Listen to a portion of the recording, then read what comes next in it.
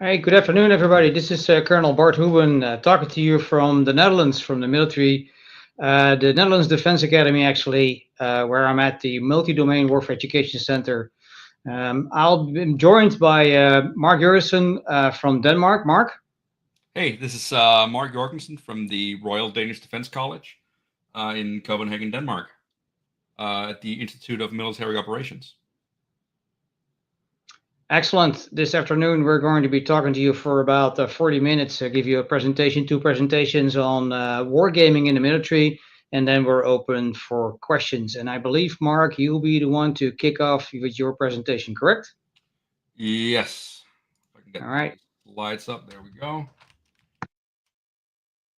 This should be fine now, or maybe not. Anyway, here we go. So, changing educational cultures, war games on demand in Denmark. Why that? Because wargaming wasn't really a thing done in Denmark until 2021, when I got hired first as an intern, um, and then as a full-time wargamer. And it took a lot of time to get to where we are from where we were back then. Started with the Navy at the Center of Maritime Operations as part of a requirement or desire, at least, to develop a war game for use at their naval military tactics course for their last year cadets. They wanted to do that, but they didn't know anything about wargaming. So they sent out a job advert for some interns, and luckily I knew something about wargaming. I was just out of university. That was in the middle of COVID, so there were no jobs elsewhere to be found. I had some savings, so I thought, hey, I can take a an unpaid internship for like 7 months. So that went well. Luckily, it went so well that I actually got hired. Let's see if I can advance this without. Okay. So apparently the slides don't really work as intended. Let me just try again.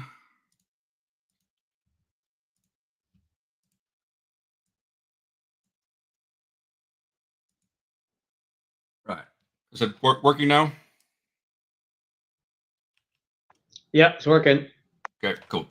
So we started, as I said, in 2021 with cadets in their final year. It was quite a great success. We had our first war game in November of that year with 30 cadets.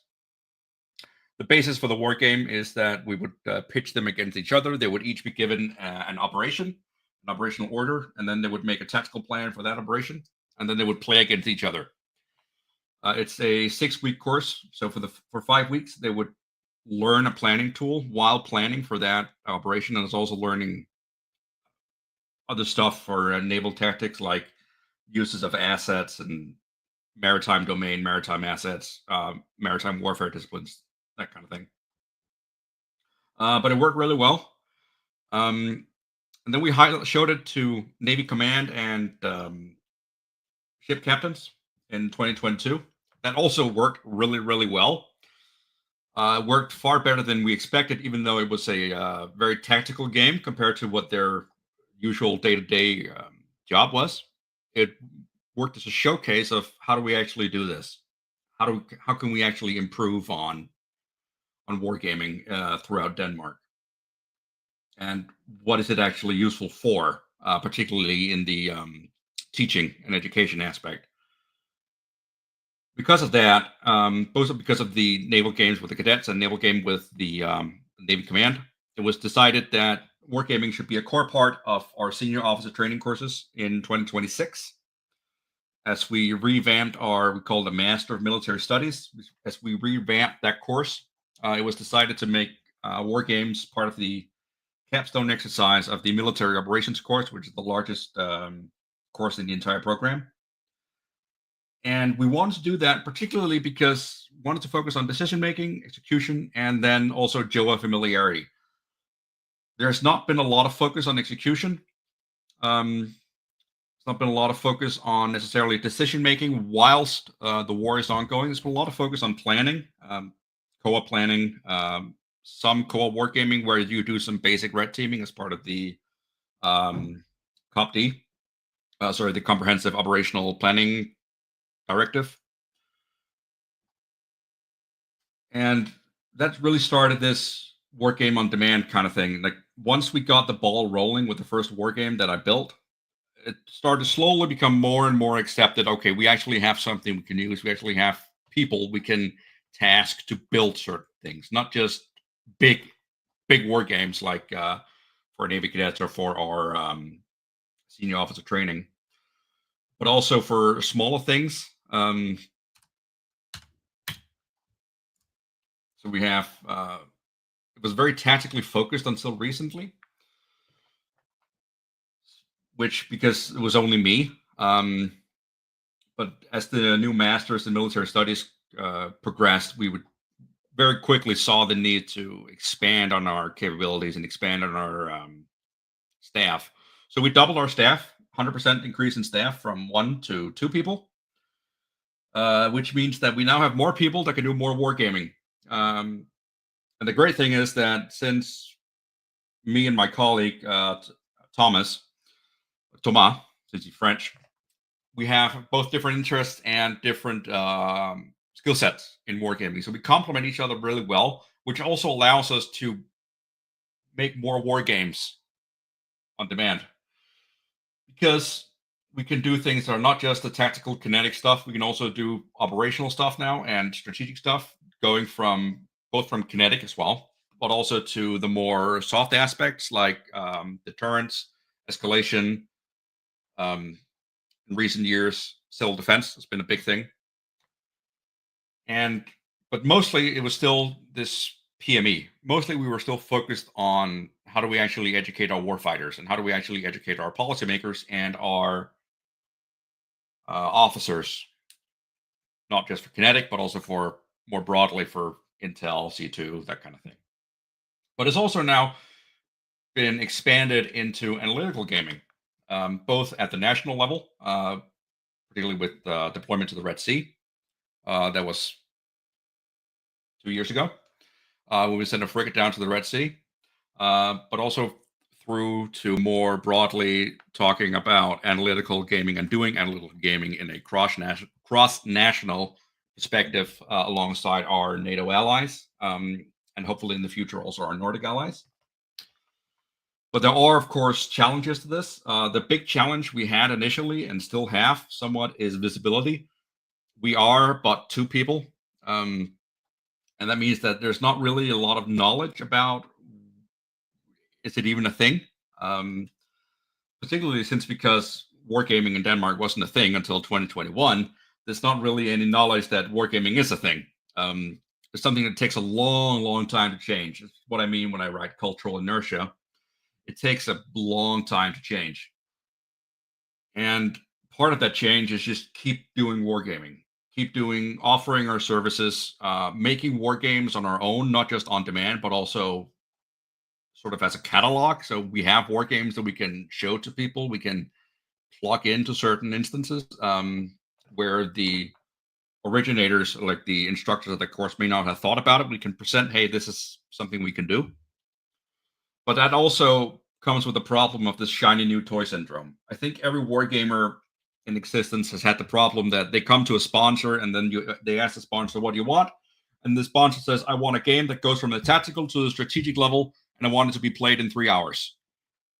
And then the wargamer sits back and goes, okay, that's a bit of a tall order, sir. That's not going to happen. And then they go look at, and then sponsor go look at the war games. Oh, well, then it can't be used. And that's not ideal. It's something we've worked very hard to avoid in Denmark, and this frame it very carefully in what can we do and what can't we do, most particularly because the last thing you want in a war game is something that tries to do everything and ends up doing nothing. That really is a waste of time, a waste of resources, which is not ideal because time is limited, resources are limited. And it also can potentially hurt our warfighting capabilities if we end up teaching people something wrong because we try to encompass too much in too short of a time span. I think that's quite a universal experience amongst wargamers is that people want everything and they want it in 3 hours. They want it to be played in 3 hours, so they want a full tactical campaign of a NATO conflict to be played in 3 hours with full details, with air taskings, airspace management, whatever. And it's important when you're doing these war games on demand is to frame it very carefully to the sponsor, particularly as we increase complexity of military operations, not just in single service war games, which I have my own problems with, but also more broadly in joint, as well as now as the new buzzword, multi-domain operations. That how do we actually war game this without becoming useless? And it's important to frame that to the sponsor as well, that we have certain requirements as designers that we need in order to make a useful war game for the sponsor's purpose, not just blindly doing what the sponsor wants. Because the sponsor may not know anything about wargaming, at least that's the case here in Denmark. They may not know anything about wargaming and what it can and can't do. So how do we handle this?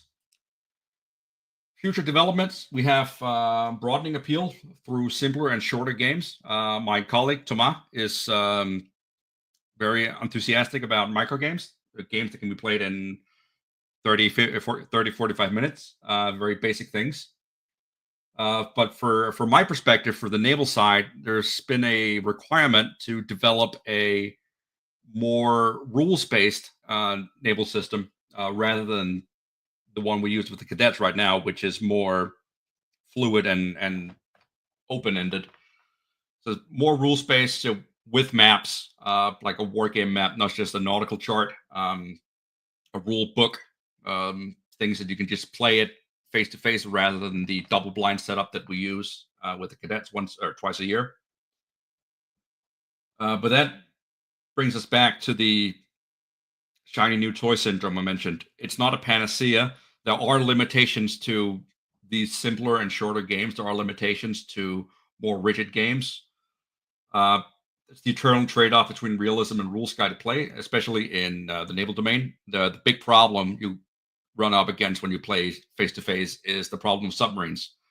It's obviously on the map. If you want both ASW and anti-surface warfare as a submarine, with submarines, obviously you kind of have to see where the submarines are on the map. Otherwise, it's not going to give anyone any education about how ASW works. You could abstract it. That's somewhat what I tried, but still, there is the problem of submarines being visible. That's the trade-off between realism and rules-guided play, and it's a big problem. It can be resolved somewhat by having a limited double blind setup or having a referee that notes down where certain aspects are, or certain assets, notably again the submarines are. But that just adds more complexity, adds more people requirement, adds more time. But on the other hand, this sort of rules guided play can also be very beneficial for people who are just learning their craft. One of the problems we found when first building the war games is that if we didn't have any specific rules for a variety of actions, the cadets wouldn't do it. The great example I have is having a combat air patrol or having some sort of aircraft in place over your naval task groups. It's a very good idea because you can see missiles coming from far away. You can see incoming threats from far away. And we mentioned that to them several times during their 5 or 6 week course. But when it came to the war game, no one did it because there wasn't any explicit rules-based benefit to do it. There was a benefit; it just wasn't written out in the rules. So that really taught me about, okay, when it comes to rules writing, especially when you provide these war games to people who don't necessarily know anything about wargaming, don't necessarily know a lot about wargaming, there does need to be rules to guide them in terms of what can they do. Not necessarily what should they do. That should come on their own with their courses and with their education. But rules help guide people in what can they do when providing these war games on demand, especially to people who have never played a war game before, especially to people who are new. That's very important to take into consideration when doing these things. So rules are not bad.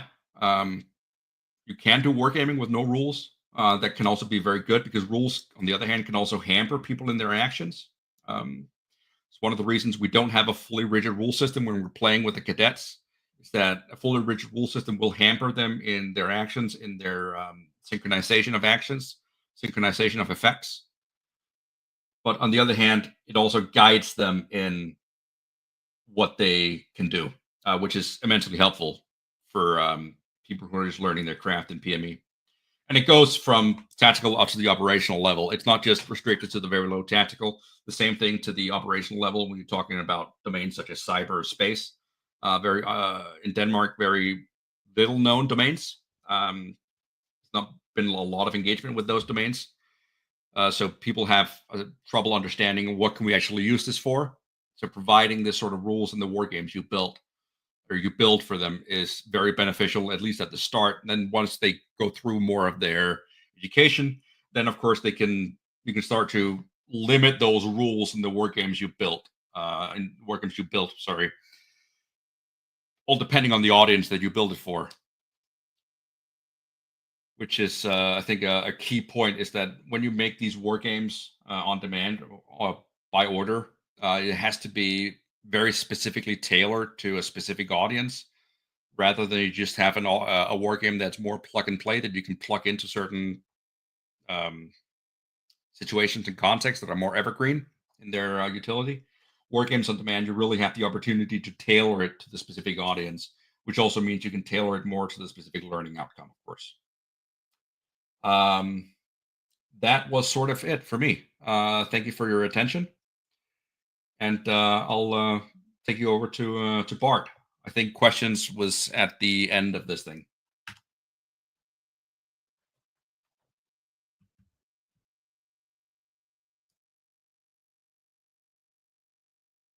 You're muted, Bart. You're muted. Of course. Now you should hear me. Sorry about that. Thanks, Mark. Yeah, as said, Colonel Bart Hoeben. I work in the Netherlands Defense Academy, and my normal job is associate professor in air and space power studies.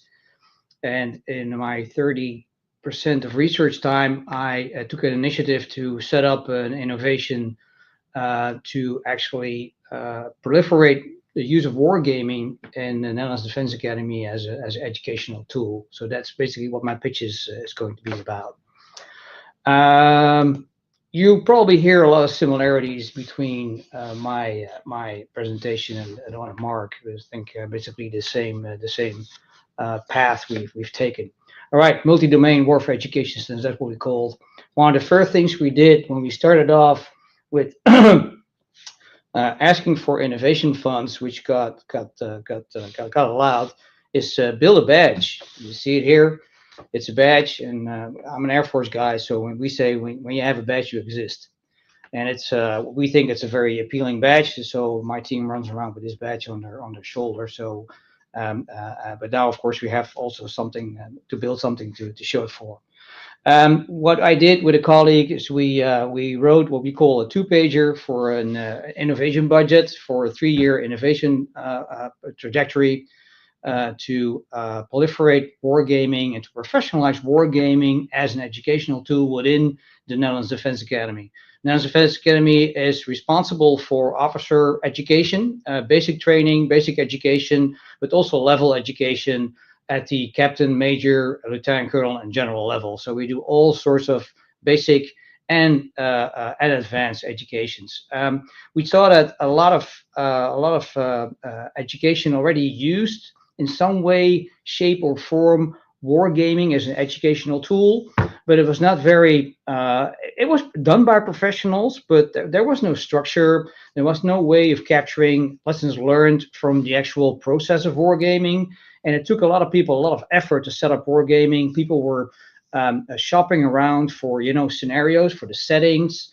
They were building these fake scenarios like Greenland against Purple Land. I shouldn't say Greenland, of course. I should say Purple Land against Yellow Land, with fictitious land masses and fictitious seas and fictitious names. And sometimes when they did use official games, immediately official names are really classified. And it's very hard to get good scenarios and get the people motivated and understand the settings. So that's a few things that we saw. So we requested money. We got allowed a budget of 1.5 million euros for 3 years. So that's quite a bit to start experimenting with the use of wargaming for professional military education, basically. So we did.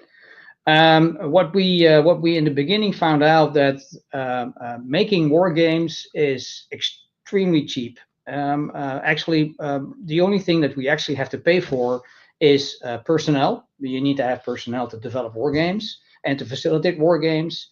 And sometimes you need, like, I don't know, a license for a computer program that runs between 1,500 euros to some can be very expensive for up to 70,000 euros for a year. We have one now. So that's, I mean, it may sound expensive, of course, for a private person. 70,000 euros to play a war game is very expensive, but for a professional military organization like the Netherlands Defense Academy, it is fairly cheap. So we spend a lot of money on personnel. We do not have an official personnel establishment. We only use money to hire people. We use reservists. We use college students. We use all type of people. We hire commercially. And we ended up with a team of about, I would think, 4 to 5 people, which is with an equivalent of about 4 times an FTE, a full-time equivalent. So that's not a whole lot. All right. So, multi-domain warfare education center. Multi-domain. First of all, we focus on multi-domain. Mark already talked about multi-domain versus joint versus single service. We aim to put every game we do in a multi-domain perspective, because that's what we believe is the future of warfighting. You cannot no longer disregard the space and cyber domain. Without the space and cyber domain, basically it's just a joint setting, land, air, and sea. You have to take cyber and space in regards in your military education, so also in your war games. So that we put every game in a multi-domain perspective. Then warfare, of course, big change in the world, but also in the Dutch military, from wars of choice to a war of necessity. And that is a major shift for the Netherlands, for Netherlands defense, I think for everybody in NATO and everybody in the world, in the Western world, where people start understanding that the whole concept of war fighting is basically is becoming top of the ladder. That you really need to be very well with that. The last part of the multi-domain warfare education centers, an education center. So our primary audience is students at the Netherlands Defense Academy, but I'll be honest, we have much more. We organize and build much more war games outside the Netherlands Defense Academy than inside the Netherlands Defense Academy. Okay, so multi-domain. This is the NATO concept of multi-domain operations, and the reason why I'm showing you is not to actually explain you what it is, because this is not what I'm talking about, but actually it's a bridge to my next slide, and it's a slide that I stole from, I think, a previous Connections conference. Is like, I can talk for hours about this concept and I can show you pictures, but as long as I don't let you basically live the concept of multi-domain operations, you probably will not really understand it. So that's why we believe that wargaming is the tool to educate people on what is multi-domain operations, but also to drive, and I think Mark also alluded to that, it's also a little bit about cultural change or climate change, if you will. You have to show people that multi-domain operations is something else. It requires something else. It requires different skills. It requires different decisions. And I can talk for hours about this, but if I show it to you in a war game, what that means, then people will say, so now I understand why they keep talking about multi-domain operations and why it's new and why it's so important to actually make us able to win wars. So that's what the slide from Confucius. I think the first graph is almost grayed out. Was supposed to be almost grayed out, almost blackened out. You can tell me I forget, show me I may remember, involve me I know I'll understand, and that's what wargaming is all about for us. Okay, so why do we do wargaming? We talked about that. First of all, on the left, professional military education. This is our professional military education catalog, if you will, or the policy document about it. And we can support professional military education with wargaming. So wargaming as the educational tool. But on the right side, you see wargaming for military operational analysis. And that is what we're growing toward. And more organizations outside the Netherlands Defense Academy are requesting us, because we're going through a lot of change in the Dutch military, are requesting us to do wargaming for military operational analysis, to do concept development analysis, stuff like that. So that's really it's a growing market, if you will, for my team. And of course, fun and games. The little graph on the right. What we also do, what we provide, what we start providing, is a possibility for cadets to do online gaming, like in Fight Club, to do online gaming and actually get them to get used to military war games, and then understand what military war games can do for professional military education, and in the future also for military operational analysis.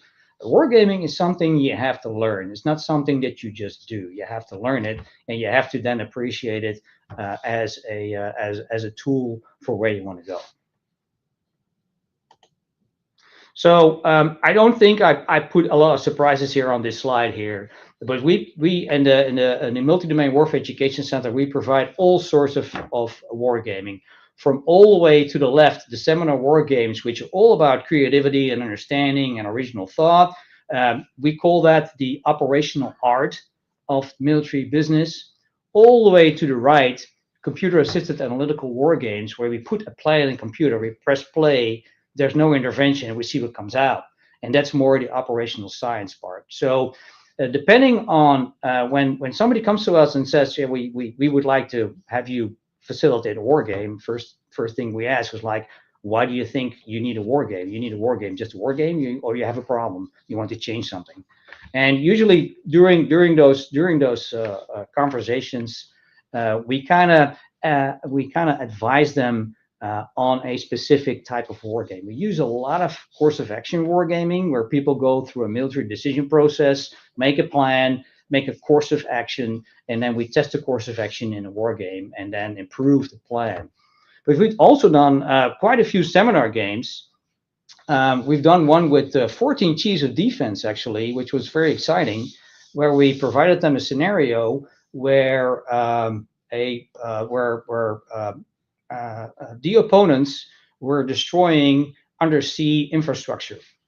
Well, that's I think that's quite something which is happening currently. So that actually provided them with a good discussion possibility, and that type of war games we don't normally frame as a war game. We frame it as a tabletop exercise, or a seminar exercise, or a seminar game.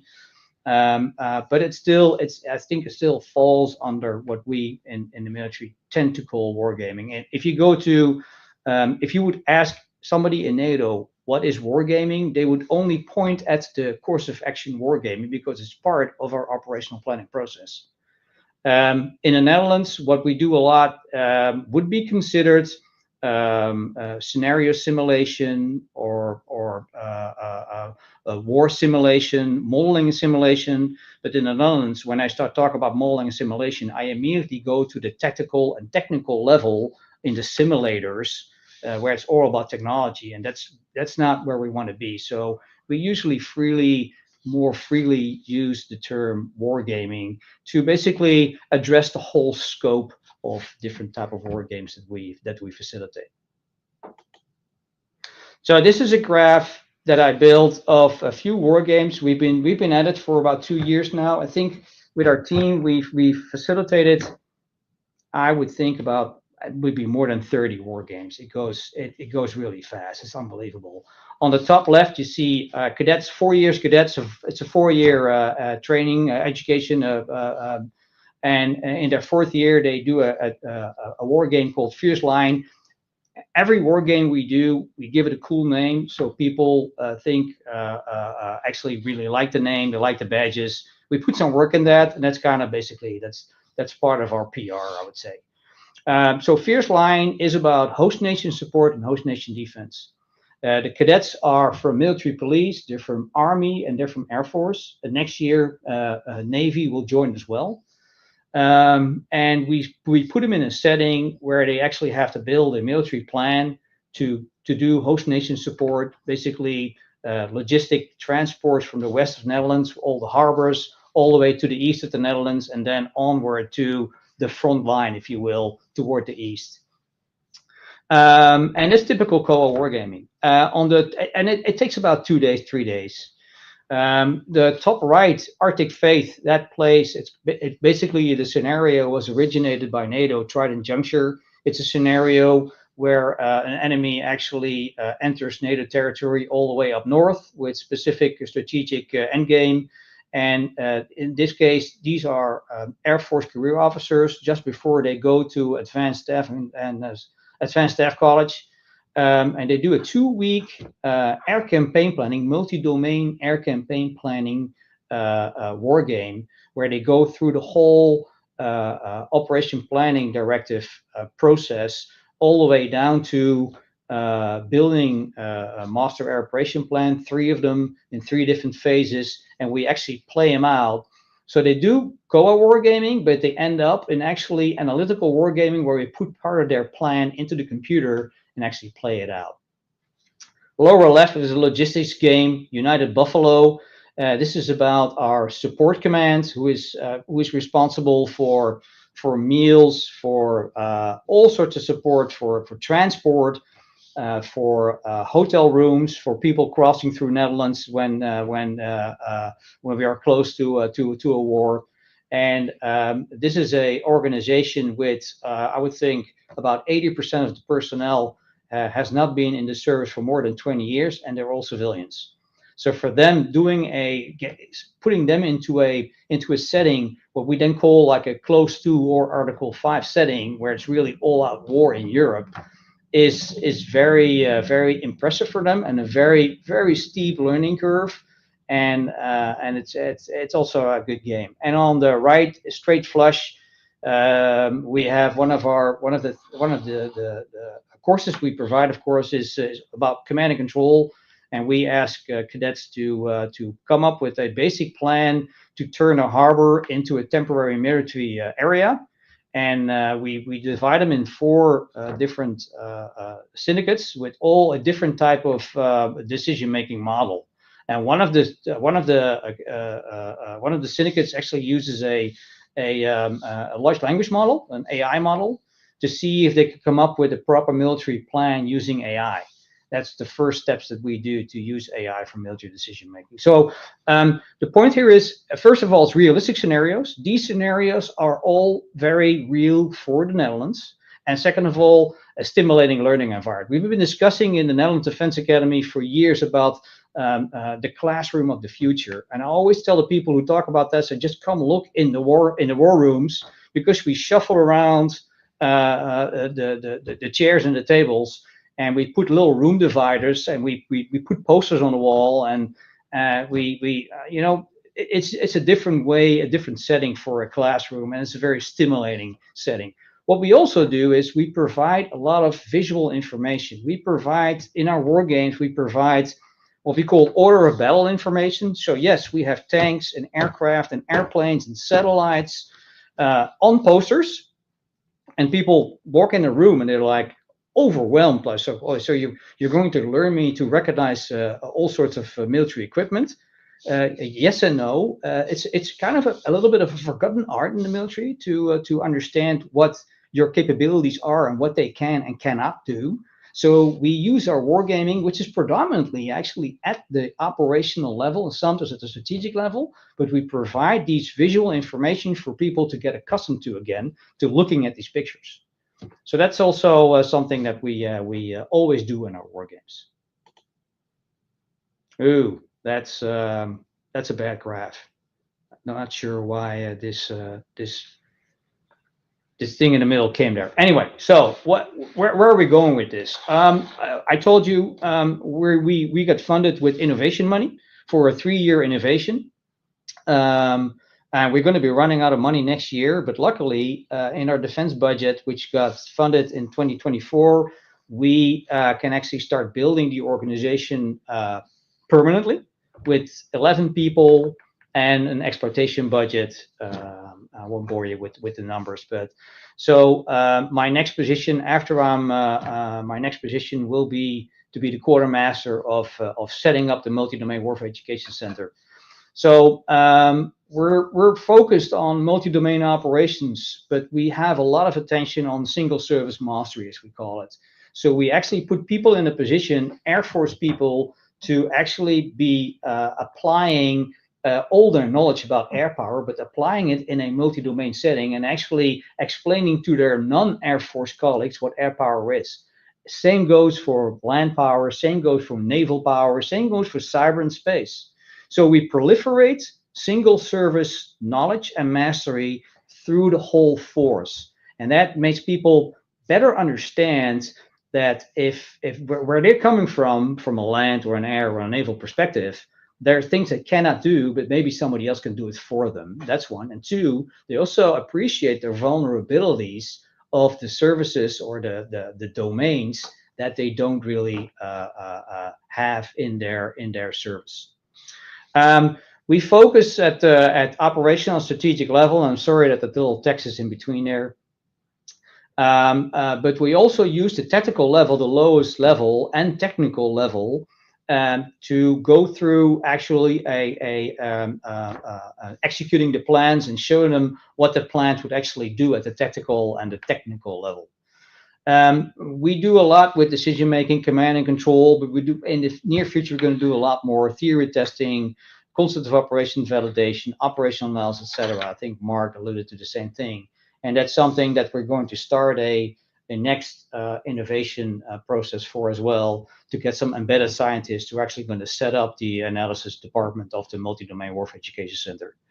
And last of all, it's not just wargaming. We do a lot of wargaming, but we're kind of a knowledge center for MDO and also an innovation hub for multi-domain operation. And that innovation is not pointed inwards to the Netherlands Defense Academy, but actually pointed outward, providing a service for the armed forces to be a hub, a single point of contact for them to put their questions about multi-domain operations and using wargaming for culture change, for educational purpose, for training purposes, but also for analytical purposes.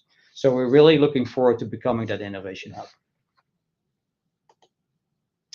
Yeah, that was it for me. I hope I didn't blast too much of my information, and we're opening the floor for some questions.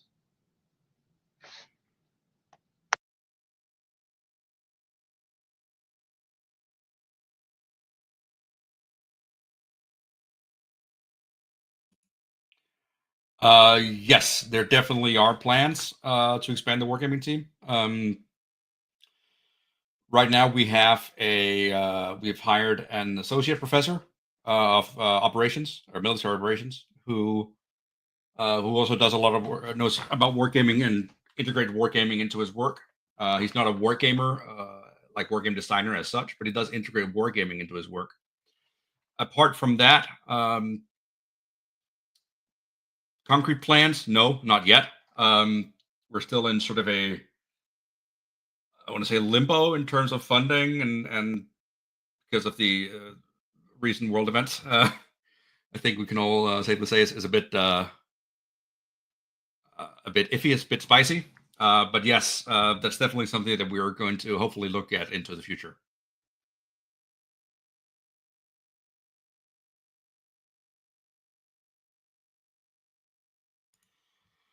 That's a very good question. From what I understand, it was done a bit during the Cold War in the 80s and then just sort of forgot because it's never really been institutionalized. There's always done at sort of the individual initiative level, not any unit or institution level, which is what we do now at the institution level. Yes, there are many examples of the UK, the US, like Usual Suspects, Wadu, that kind of thing. But as for why it was sort of dropped for 40 plus years in Denmark, I don't know. No one really saw a need. No one really had any expertise. Remember, Denmark is a small country, and wargaming as a commercial hobby is very niche, even in Denmark. So it's not easy to find people who can actually do the kind of work, especially if you don't know that it's something that exists. Thank you.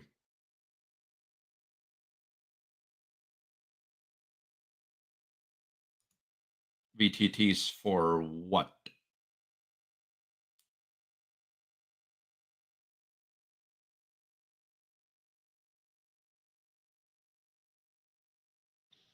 I'm not either sure what you really mean. You mean virtual tabletops for work? You mean like the question is, do we use vertical tabletops, virtual tabletops for the war games?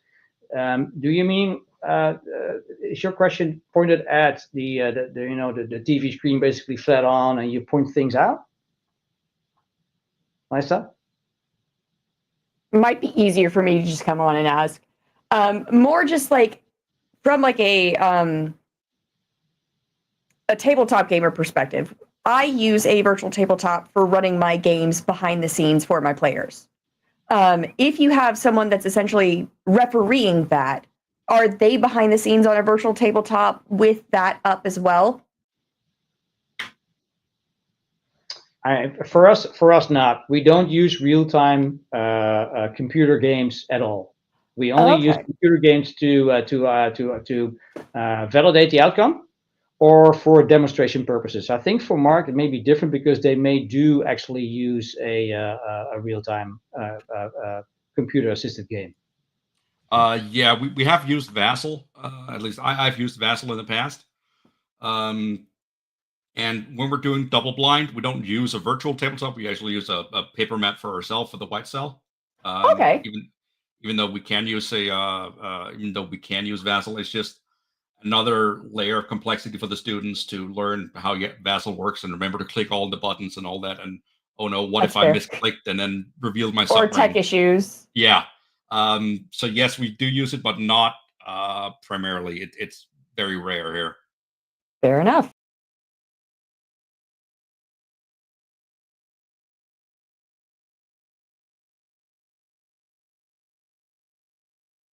Let me read this out. Are there certain commercial war games you find yourselves gravitating towards for inspiration, and do you play a lot of them when not designing as research? For me, definitely yes. A lot of my free time is also taken up playing war games. I think that's relatively common for war gamers, is that they play war games in their spare time. Particularly when I got started in this, I had no idea that professional wargaming was a thing. I played some commercial war games, Paths of Glory, Unconditional Surrender in Europe, Under an Iron Sky, but it's not really slowed down since I got hired. But yes, I do take inspiration for mechanics and so on when designing games. For me, I use Command Professional Edition for demonstration purposes, but also just to try things. I'm not very good at it, but I have one of my guys is very good at it. So we talk through the game, if you want to call it a game, and we build scenarios to actually investigate stuff. We like that. There's one game called Operation Warfare System, which is a military off-the-shelf game that is really high level and very interesting to start understanding. So yeah, we do play that, but usually it's we play it within our team, and I don't play it alone.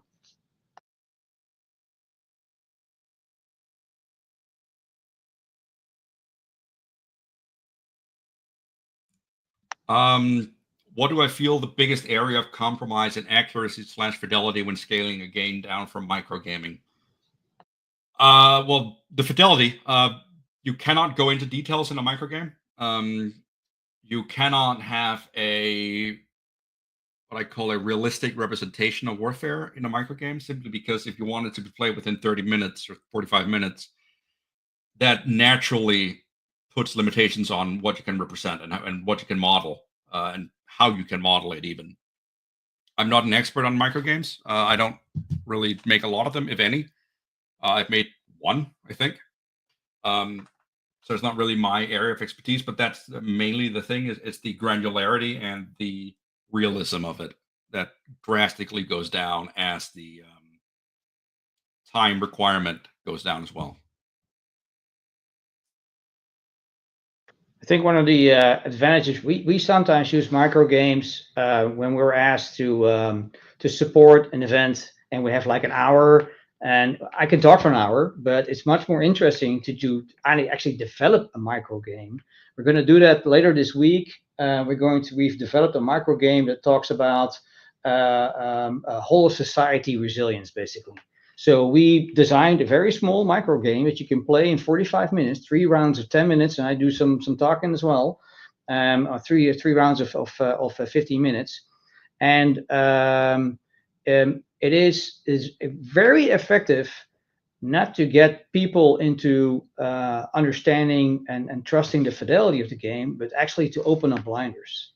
So I think those micro games, specifically if you use them for a broader audience, they're first of all to get inspired about game dynamics, but also you can make a higher level point because it's so you play at a very high abstracted level. So, but you can still actually open up a lot of blinders and make people see in a very short time that that things can happen fast, and then you need to react fast. So yeah, that's what we use them for.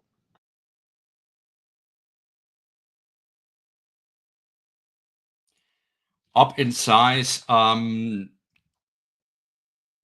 it's not really something I would do. I would design a game for the specific purpose. Scaling a game up from like the tactical to the operational level is not really ideal. You just design a game for the operational level instead.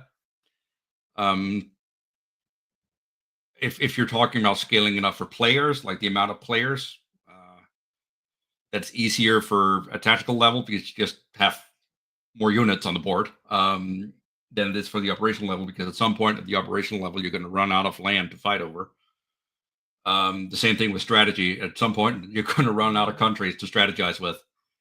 The benefit is you can involve more players, but the downside is that you have to involve more players so that every player doesn't necessarily get the same out of it. Unfortunately, because you still have the same amount of time, but you now have 60 players versus 30. It's the same thing in the class with 60 students compared to 30 students. You have less time to dedicate to each player. We do go the opposite way, and what we do is we play a lot of games at the operational level. You make an operational plan. You come up with a course of action, and you analyze your order of battle, and you come up with your first move. And what we then do is we pick out what we call vignettes, like specific tactical level, specific events in a specific arena in time and place, and we farm that out to a high fidelity simulator to see what comes out. And of course, what comes out is classified, but then you kind of you lean back a little bit, you zoom out, and you try to extrapolate what would then happen if we would do this like 10, 20, 30 times for a couple of weeks or a couple of days or a couple of hours in a row.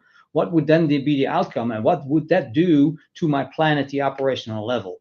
So we do go up and down and up and down, and the higher the fidelity, the higher the classification, the more vague the plan, the lower the classification.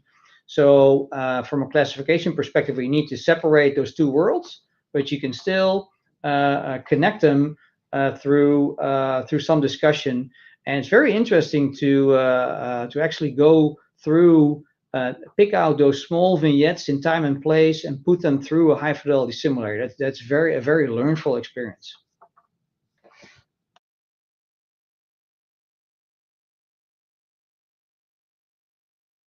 This is my colleague, Thomas Danger, greatest last name in existence. How do we manage a high number of players? Well, the obvious solution is simply to scale up the conflict, or scale up the amount of roles, depending on what you're trying to teach. In our case, so for like operational level, focus on more than one theater. If we have 60 players, if we had the opportunity to have players play against each other, so red versus blue, compared to them just playing blue and someone else playing red, those are options. You cannot do that infinitely because, as I mentioned, you're going to run out of roles and you're going to run out of land. But scaling up the scenario is the easiest choice. When you have more players. Over. As for us, 60 students is we can divide them up in syndicates and just do parallel planning. We can do that, parallel games. We've last week, no, and the week before that, we played with 135 players, but we had a board game which was good for about 6 to 7 players. So we simultaneously played on 23 boards. I compare that to Korean mass marriage. It was 2 big rooms with everybody playing. It was really cool, and then they all have these, because it was a 2.5 hour game. They all have the same different learning experience. It's really interesting. But when we do these big campaigns, specifically when we play operational warfare system red against blue, we can divide the students up into teams from services at the joint level, or whatever you want to call it, at the joint level, at the command level, and we can assign them roles. And we never play like a single person plays one role. We always pair them up with 1 or 2 or 3, so at least they go through the discussion. And then you can easily, specifically at the operational level in a theater as big as Europe or the Pacific, you can easily entertain 60 students for 3 days in one game.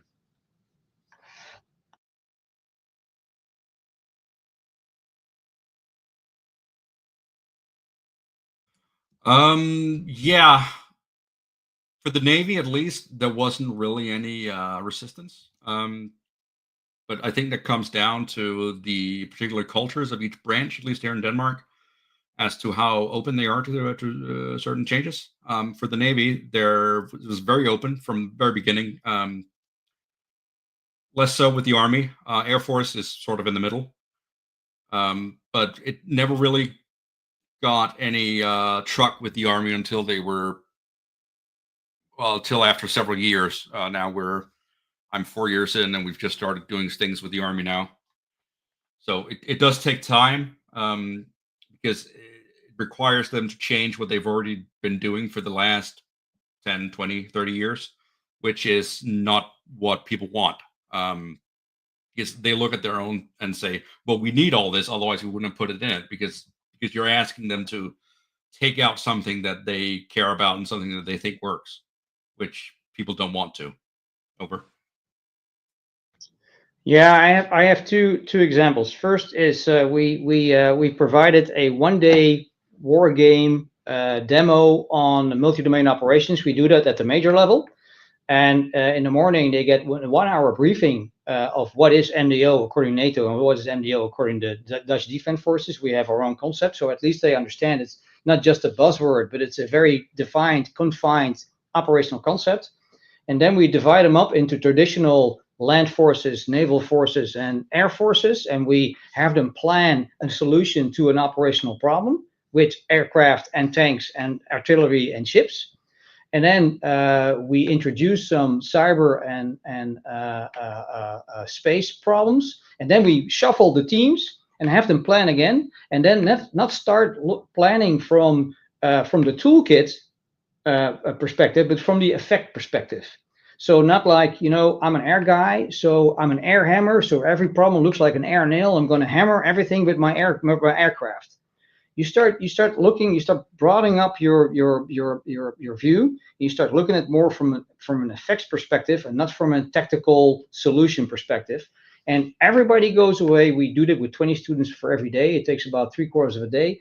Everybody walks away with, now, first of all, I understand what MDO is. And second of all, it's not just a buzzword, it's actually an operational concept. Second of all, now I better understand what my fellows from other services can actually do to help me out in achieving specific effects.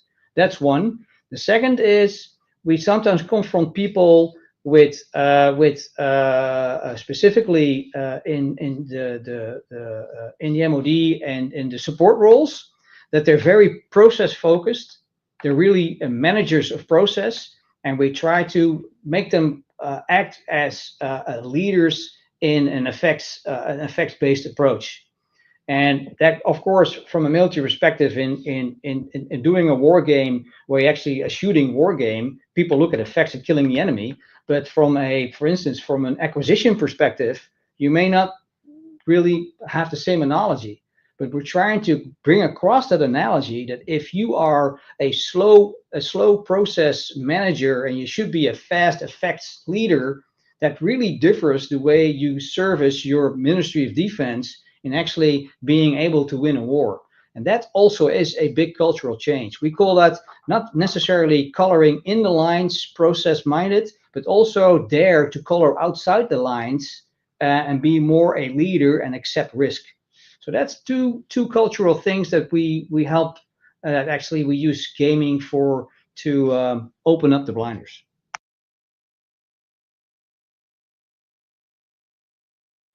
I can just answer this quickly because I need to leave in 2 minutes.